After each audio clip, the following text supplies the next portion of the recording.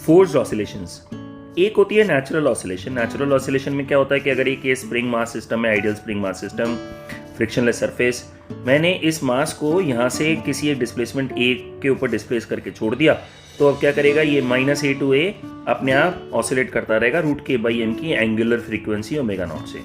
ये इसकी जो ऑसिलेशन होगी इसकी नेचुरल ऑसिलेशन कहलाती है। लेकिन अगर अब मैं इसको डिस्प्लेस करके छोड़ूं नहीं, यहाँ पे मैंने इसको डिस्प्लेस तो किया लेकिन मैं यहाँ पे छोड़ नहीं रहा, मैं इसके ऊपर कॉन्टिन्यूसली एक external force Fe = F0 sin ωt लगा रहा हूँ। ये ओमेगा कोई भी नंबर हो सकता है, ये ओमेगा जरूरी नहीं है ओमेगा नॉट के बराबर हो भी सकता है ओमेगा नॉट के बराबर, नहीं भी हो सकता। लेकिन मैंने इसके ऊपर जबरदस्ती एक एक्सटर्नल फोर्स लगानी शुरू कर दी, तो होगा क्या, ये जो अब नई ऑसिलेशन आएगी ये नेचुरल ऑसिलेशन से थोड़ी सी अलग दिखाई देती होगी। अब इसकी फ्रीक्वेंसी भी ओमेगा नॉट नहीं दिखाई देगी और इसकी एम्पलीट्यूड भी ए नहीं दिखाई देगा। तो हमें ये कैलकुलेट करना है कि नई ऑसिलेशन कैसी दिखाई देगी, इसको हम कहते हैं फोर्स्ड ऑसिलेशन। अगर मैं इसका फ्री बॉडी डायग्राम बनाऊं तो पहले जो इसके ऊपर एक रिस्टोरिंग फोर्स लग रही होती थी kx, उसके अलावा अब इसके ऊपर एक नई एक्सटर्नल फोर्स भी लगने लग गई है F0 sin ωt, एक एक्सटर्नल फोर्स हो गई है। तो इसका मतलब जो नेट फोर्स लग गई है वो पहले -kx होती थी, अब वो F0 sin ωt -kx के टाइप की हो गई है। अब इस फोर्स को तो मैं बोल सकता हूँ, इसके ऊपर ये जो नेट फोर्स लग रही है वो नेट मास इंटू इसकी एक्सेलरेशन हो गई, तो मास इंटू इसकी एक्सेलरेशन को मैं लिख सकता हूँ d2x/dt2। और इस kx को मैं अगर लेफ्ट हैंड साइड पे ले के आऊंगा तो ये हो जाएगा +kx = F0 sin ωt।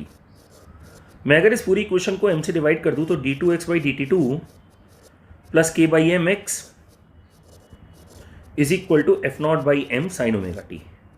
ये बन गई इस फोर्स्ड ऑसिलेशन की डिफरेंशियल इक्वेशन। अगर मैं ये डिफरेंशियल इक्वेशन सॉल्व कर पाया तो I will be able to find the amplitude and frequencies of forced oscillation.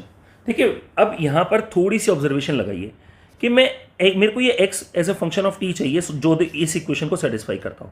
तो एक ऐसी चीज जो x को 2 बार डिफरेंशिएट करके x में ही ऐड करूं, एक नंबर से मल्टीप्लाई करके, और वो ये वाला नंबर बन जाए। तो देखिए मैं कुछ लिख रहा हूं, पहले देख लीजिए फिर उसके बाद समझाऊंगा क्यों ऐसा लिखा। a sin √k/m t + phi plus some b times of sin ωt। अब इस नंबर को देखिए एक सेकंड। अब इस नंबर में देखिए फायदा क्या है इस नंबर का कि अगर मैं इसको 2 बार डिफरेंशिएट करूं d2x/dt2, तो ये जो साइन वाली टर्म है ना, इसमें से एक बार √k/m बाहर निकलेगा और ये साइन की जगह कॉस बन जाएगा, और जब दूसरी बार डिफरेंशिएट करूंगा तो फिर से √k/m बाहर निकलेगा और कॉस की जगह माइनस साइन बन जाएगा। तो ये हो जाएगा -ak/m sin √k/m t + phi। और इस नंबर को देखिए, इसमें भी वही होगा, एक बार ओमेगा बाहर निकलेगा साइन की जगह कॉस बन जाएगा, दूसरे डेरिवेटिव जब दोबारा डिफरेंशिएट करूंगा क्योंकि d2x/dt2 निकालना है तो फिर से ओमेगा बाहर निकलेगा और कॉस की जगह माइनस साइन बन जाएगा। इसका मतलब हो जाएगा -b ω² sin ωt। अब बोलेंगे इसका फायदा क्या है? इसका फायदा यह है कि अब अगर मैं इस वाली इक्वेशन को, x वाली इक्वेशन को k/m से मल्टीप्लाई कर दूं तो यहाँ पे k/m आ गया, यहाँ पे k/m आ गया, यहाँ पे k/m आ गया, और अब अगर मेरे को इन दोनों को ऐड करूं तो मेरे को ये F0/m sin ωt अगर मिल जाए तो इसका मतलब ये वाला x इस डिफरेंशियल इक्वेशन को सेटिस्फाई करेगा।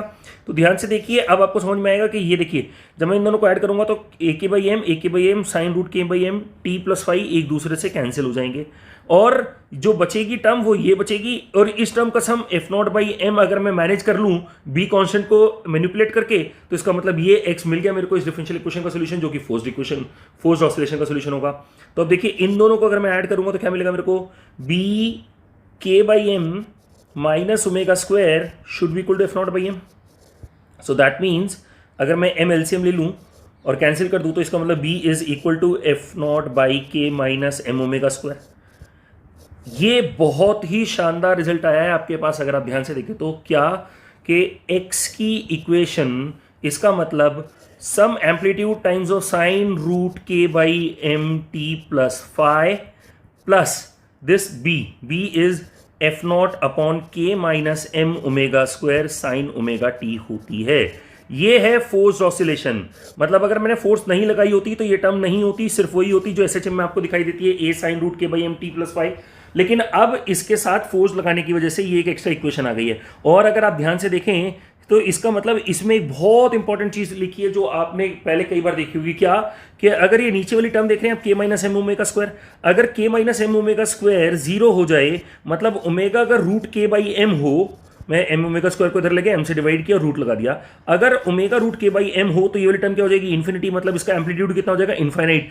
इसी को कहते हैं, ये ओमेगा तो क्या थी हमारी फोर्स्ड फ्रीक्वेंसी, जिस फोर्स से हम उसको, जो हमने एक्सटर्नल फोर्स लगाई थी उसकी फ्रीक्वेंसी, और रूट के बाई एम क्या थी, नेचुरल फ्रीक्वेंसी, याद है ना, रूट के बाई एम तो इसकी नेचुरल फ्रीक्वेंसी थी। अगर मैं इसको डिस्प्लेस करके छोड़ देता तो ये रूट के बाई एम की फ्रीक्वेंसी से ऑसिलेट करता, और ओमेगा मैंने इसके ऊपर एक एक्सटर्नल फोर्स लगाई थी उसकी फ्रीक्वेंसी थी।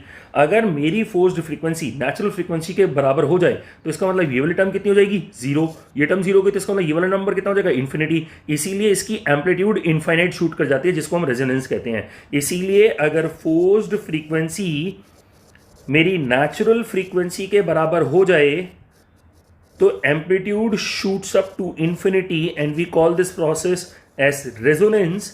ये इसका प्रूफ है।